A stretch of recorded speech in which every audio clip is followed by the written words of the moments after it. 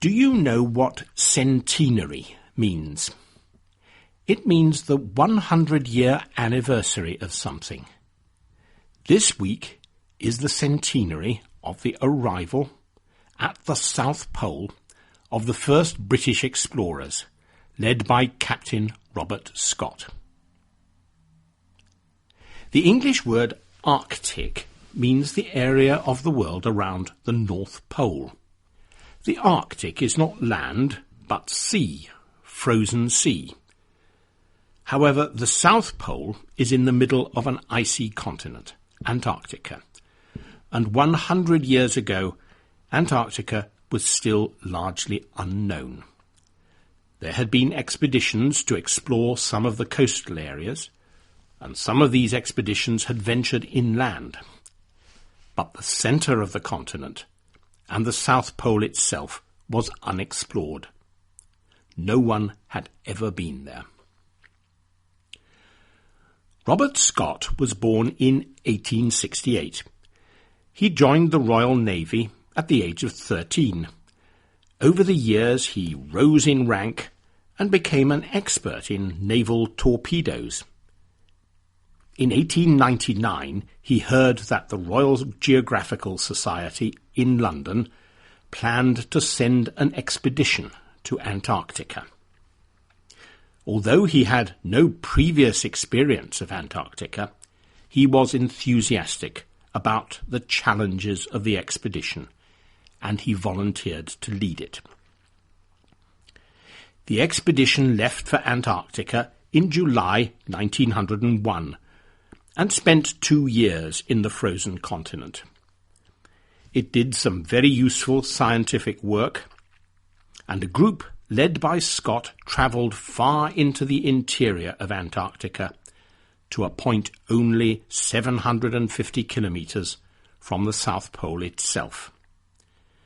But the extreme cold forced the party to turn back, and they returned to their base a month later, ill and exhausted. The expedition had come to Antarctica with very little experience of cold climates. The explorers had to learn how best to travel over the ice and snow. They had brought dogs with them to pull their sledges, but they did not understand how to use the dogs effectively. Scott concluded that although dog sledges could be useful, the only way that men could reach the South Pole was on foot, pulling sledges containing food and tents behind them.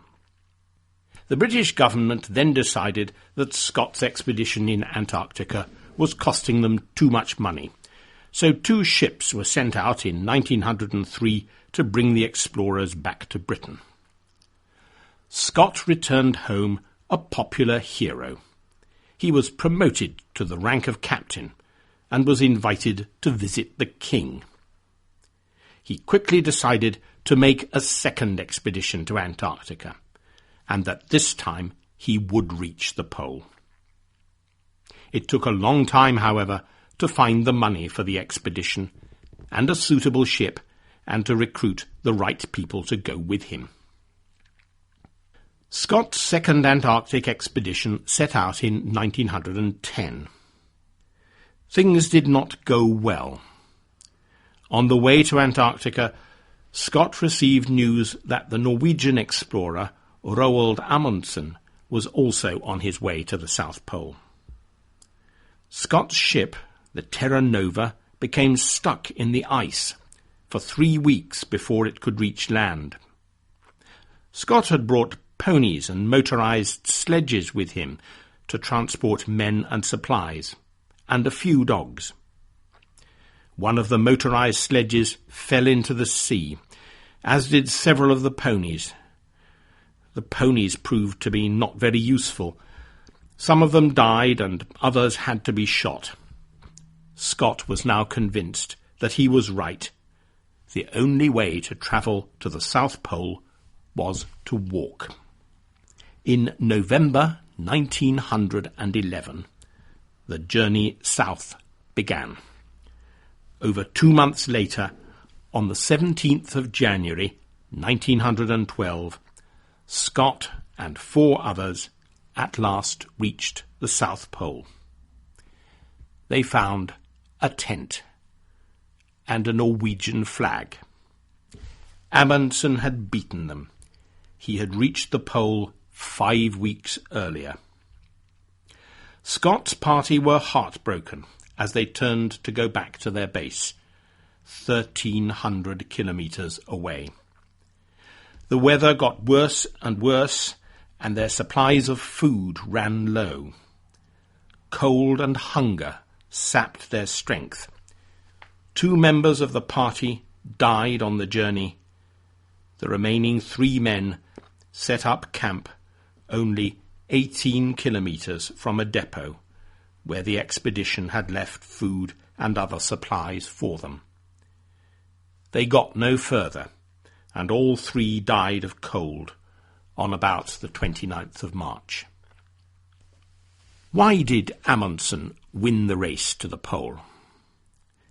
The main reason was that he had previously led an expedition to find a sea route through the frozen sea to the north of Canada.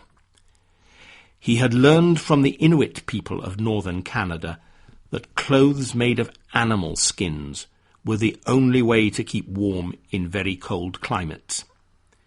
He also learned how to use dogs to pull sledges, and the whole of his journey to the South Pole was accomplished with dogs.